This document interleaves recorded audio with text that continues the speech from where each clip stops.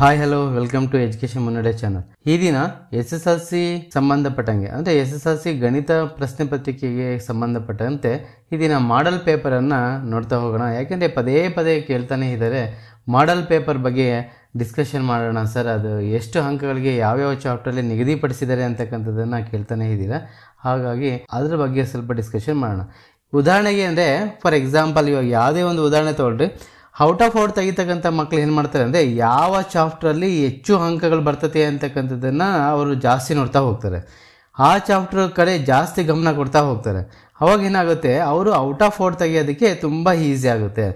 ಆ ಒಂದು ಉದ್ದೇಶದಿಂದ ಔಟ್ ಆಫ್ ಔಟ್ ಬರ್ತಕ್ಕಂಥ ಮಕ್ಕಳು ಏನು ಮಾಡಬೇಕು ಅಂತಂದರೆ, ನೀವು ಯಾವ ಚಾಪ್ಟ್ರಿಗೆ ಹೆಚ್ಚು ಪ್ರಾಮುಖ್ಯತೆಯನ್ನು ಕೊಡಬೇಕಾಗುತ್ತೆ ಅದನ್ನು ಫಸ್ಟ್ ನಾವೇನು ಮಾಡಬೇಕು, ಅದನ್ನು ಈ ಮಾದರಿ ಪ್ರಶ್ನೆ ಪತ್ರಿಕೆಗಳು ಏನಿದಾವಲ್ಲ ಅಥವಾ ಬ್ಲೂ ಪ್ರಿಂಟ್ ಅಂತ ಏನಿದಾವಲ್ಲ ಆ ಒಂದು ಆಧಾರದ ಮೇಲೆ ನಾವು ಅನಾಲಿಸಿಸ್ ಮಾಡ್ತಾ ಹೋಗಬೇಕು. ಮತ್ತು ನಾವು ಹೆಚ್ಚು ಅಭ್ಯಾಸನೂ ಸಹ ಮಾಡ್ತಾ ಹೋಗಬೇಕು. ಅವಾಗ ಏನಾಗುತ್ತೆ, ನಮಗೆ ಪರ್ಫೆಕ್ಟ್ನೆಸ್ ಅಂತಕ್ಕಂಥದ್ದು ಗೊತ್ತಾಗುತ್ತೆ. ಇವಾಗ ನೋಡಿ, ಇದು ಏನಾಗುತ್ತೆ ಅಂದರೆ ಇದು ತುಂಬ ಸಹಕಾರಿ ಆಗುತ್ತೆ ನಿಮಗೆ. ಅಂದರೆ 80ಗೆ 80 ತೆಗಿತಕ್ಕಂಥದ್ದು, 80ಕ್ಕೆ 80 ತೆಗಿತಕ್ಕಂಥದ್ದು ಸಾಧ್ಯತೆ ಆಗುತ್ತೆ. ಇದು ಒಂದು ಮಾದರಿ ಆಗಿರ್ತಕ್ಕಂಥದ್ದು ಆಗಿರೋದ್ರಿಂದ ಎಲ್ಲರೂ ಸಹ ಇದನ್ನು ವಿಷಯದ ಮೇಲೆ ಹೆಚ್ಚೆಚ್ಚು ಕ್ವಶನ್ಗಳನ್ನು ನೋಡಿದರೆ ಅಭ್ಯಾಸ ಮಾಡ್ತಕ್ಕಂಥದ್ದು ಮಾಡಿದರೆ 80ಕ್ಕೆ 80 ಅಂಕಗಳನ್ನು ಪಡೀಬೋದು. ಈಗ ನೋಡ್ತಾ ಹೋಗೋಣ.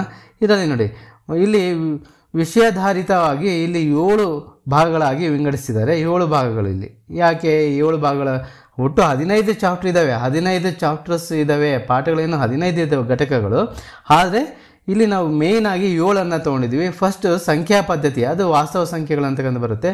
ಇಲ್ಲಿ ಬೀಜಗಣಿತ ಅಂತಕ್ಕಂಥ ತೊಗೊಂಡಿದ್ವಿ. ಬೀಜಗಣಿತದಲ್ಲಿ 2 ಚರಾಕ್ಷರವುಳ್ಳ ಜೋಡಿ ರೇಖಾತ್ಮಕ ಸಮೀಕರಣಗಳಿದ್ದಾವೆ.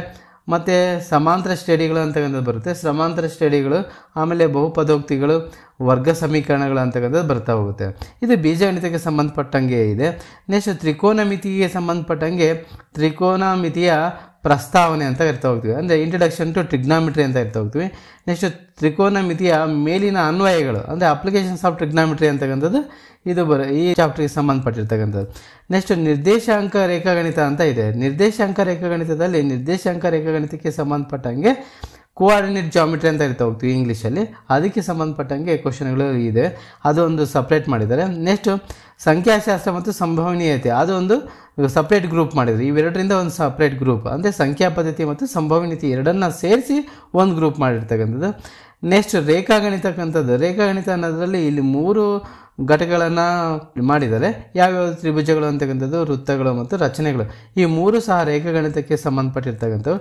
ಲಾಸ್ಟ್ ಒನ್ನು ಕ್ಷೇತ್ರಗಣಿತ ಅಂತಕ್ಕಂಥದ್ದು. ಕ್ಷೇತ್ರಗಣಿತಕ್ಕೆ ಸಂಬಂಧಪಟ್ಟಂಗೆ ವೃತ್ತಗಳಿಗೆ ಸಂಬಂಧಿಸಿದ ವಿಸ್ತೀರ್ಣಗಳು, ಅಂದರೆ ಏರಿಯಾಸ್ ರಿಲೇಟೆಡ್ ಟು ಸರ್ಕಲ್ಸ್ ಅಂತ ಇರ್ತಾ ಹೋಗ್ತೀವಿ.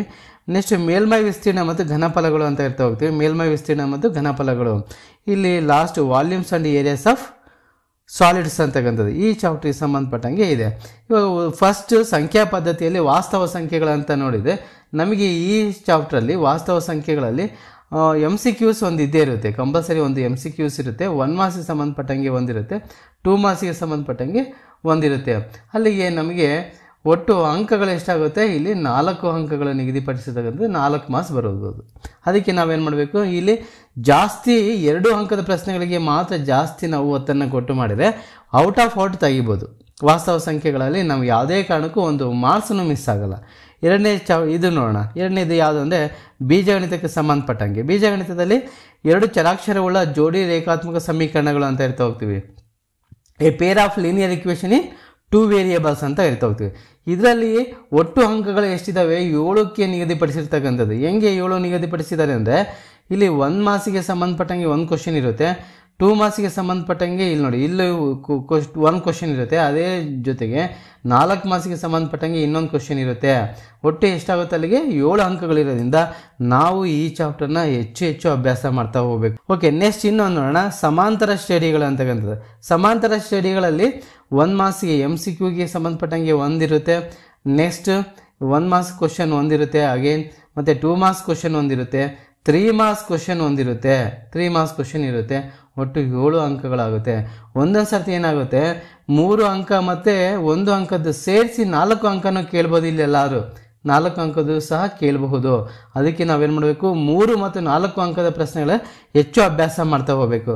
ಇದನ್ನು ನಾವು ಸಮಾಂತರ ಶ್ರೇಣಿಗಳಲ್ಲಿ ಹೆಚ್ಚು ಅಭ್ಯಾಸ ಮಾಡಿದ್ರೆ ಒಳ್ಳೆಯ ಅಂಕಗಳನ್ನು ಪಡಿಬೋದು. ನೆಕ್ಸ್ಟ್ ಬಹುಪದೋಕ್ತಿಗಳು ಅಂತಕ್ಕಂಥದ್ದು ಅಂದರೆ ಪಾಲಿನಾಮಿಯಲ್ಸ್ ಅಂತ ಇರ್ತಾ ಹೋಗ್ತೀವಿ. ಈ ಪಾಲಿನಾಮಿಯಲ್ಸಲ್ಲಿ ಇದು ನೋಡಿ MCQs ಒಂದಿರುತ್ತೆ, ಆಮೇಲೆ 1 ಮಾರ್ಕ್ಸ್ಗೆ ಸಂಬಂಧಪಟ್ಟಂಗೆ ಒಂದು ಕ್ವಶನ್ ಇರುತ್ತೆ, 3 ಮಾರ್ಕ್ಸ್ ಕ್ವಶನ್ ಕಂಪಲ್ಸರಿ ಇರುತ್ತೆ.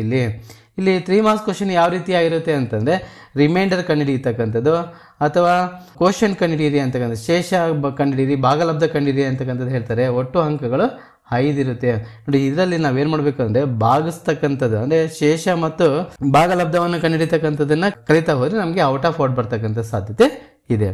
ನೆಕ್ಸ್ಟ್ ವರ್ಗ ಸಮೀಕರಣಗಳು, ಕ್ವಾಡ್ರಿಕ್ ಈಕ್ವೇಷನ್ ಅಲ್ಲಿ 1 ಮಾರ್ಕ್ಸ್ ಕ್ವಶನ್ ಒಂದಿರುತ್ತೆ, ಆಮೇಲೆ 2 ಮಾರ್ಕ್ಸ್ ಕ್ವಶನ್ ಒಂದಿರುತ್ತೆ, ಆಮೇಲೆ ಏನಾಗುತ್ತೆ 4 ಅಂಕದ ಪ್ರಶ್ನೆಗಳು. ಇಲ್ಲಿ ಏನಾಗುತ್ತೆ ಅನ್ವಯಕ್ಕೆ ಸಂಬಂಧಪಟ್ಟಂಗೆ ಅಪ್ಲಿಕೇಶನ್ ಲೆವೆಲ್ ಕ್ವಶನ್ ಇರುತ್ತೆ. ಒಟ್ಟು 7 ಅಂಕ ಇರೋದ್ರಿಂದ ನಾವು ಇದನ್ನು ಸಹ ಚೆನ್ನಾಗಿ ಕಲಿತಾ ಹೋಗಬೇಕು, ಯಾವುದೇ ಕಾರಣಕ್ಕೂ ಬಿಡಬಾರ್ದು.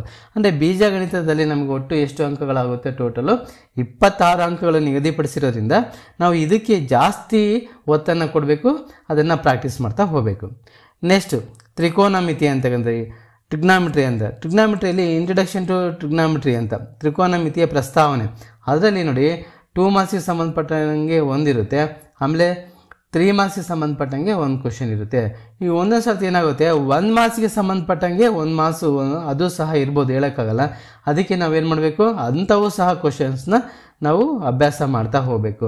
ಒಟ್ಟು 5 ಅಂಕಗಳನ್ನು ನಿಗದಿಪಡಿಸಿರೋದ್ರಿಂದ ನಾವು 1 ಅಂಕದ ಪ್ರಶ್ನೆಗಳು ಮತ್ತು 2-3 ಅಂಕದ ಪ್ರಶ್ನೆಗಳು ಜಾಸ್ತಿ ಕಲಿತಾ ಹೋಗಬೇಕು. ನಿಮಗೆ ಅಪ್ಲಿಕೇಶನ್ ಲೆವೆಲ್ ಟ್ರಿಗ್ನಾಮಿಟ್ರಿಯಲ್ಲಿ ಭಾಳ ಕೇಳ್ತಾರೆ, ಅದಕ್ಕೆ ಅದನ್ನು ಸ್ವಲ್ಪ ಗಮನ ಹರಿಸಿ ಕಲಿತಾ ಹೋಗಬೇಕು.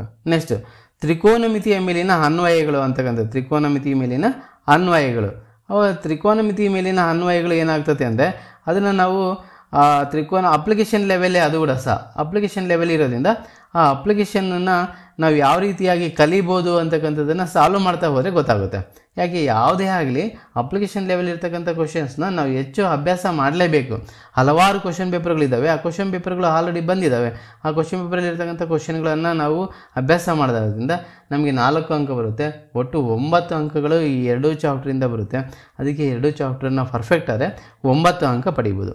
ನೆಕ್ಸ್ಟ್ ನಿರ್ದೇಶಾಂಕ ರೇಖಾಗಣಿತದಲ್ಲಿ ನಮಗೆ 1 ಮಾರ್ಕ್ಸಿಂದ ಒಂದಿರುತ್ತೆ, ಮತ್ತು 1 ಮಾರ್ಕ್ಸಿಂದು MCQs 1 ಮಾರ್ಕ್ಸಿಂದ ಒಂದಿರುತ್ತೆ, 3 ಮಾರ್ಕ್ಸಿಂದ ಒಂದು ಕ್ವಶನ್ ಇರುತ್ತೆ.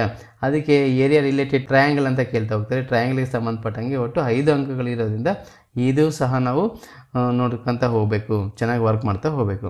ನೆಕ್ಸ್ಟ್ ಸಂಖ್ಯಾಶಾಸ್ತ್ರ ಮತ್ತು ಸಂಭವನೀಯತೆ ನೋಡಿ, ಈ 2 ಚಾಪ್ಟ್ರಿಂದ 9 ಅಂಕಗಳು ನಿಗದಿ ಆಗಿರ್ತಕ್ಕಂಥದ್ದು. ಅಂದರೆ ವೇರಿಯೇಷನ್ ಆಗ್ಬೋದು, ಅಲ್ಲಿ 1 ಅಂಕದ ಒಂದು ಕ್ವಶನ್ ಕೇಳಿ 2 ಅಂಕದ ಕ್ವಶನ್ ಸಹ ಕೇಳ್ಬೋದು. ಅದಕ್ಕೆ ಈ ಸಂಖ್ಯಾಶಾಸ್ತ್ರದಲ್ಲಿ 3 ಅಂಕದ ಪ್ರಶ್ನೆಗಳು ಜಾಸ್ತಿನೇ ಬರ್ತಕ್ಕಂಥದ್ದು.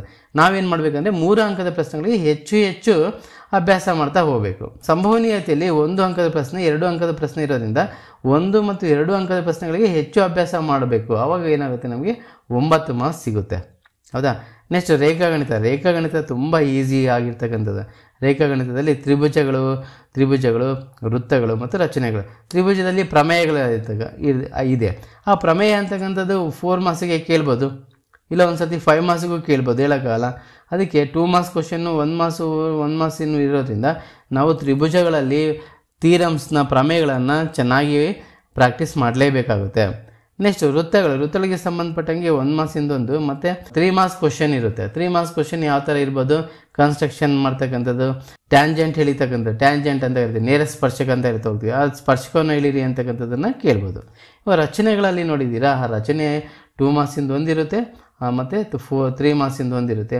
ಒಟ್ಟು ಎಷ್ಟು 17 ಅಂಕಗಳ ನಿಗದಿ ಆಗಿರೋದ್ರಿಂದ ನಾವು ರೇಖಾಗಣಿತಕ್ಕೆ ಇದು ಸಹ ಪ್ರಮುಖವಾದ ಪಾತ್ರವಾಗುತ್ತೆ. 80 ಮಾರ್ಕ್ಸಲ್ಲಿ ನಾವು ಇದನ್ನು ಚೆನ್ನಾಗಿ ಕಲಿಬೋದು ಮತ್ತು ಈಸಿ ಆಗಿರ್ತಕ್ಕಂಥದ್ದು.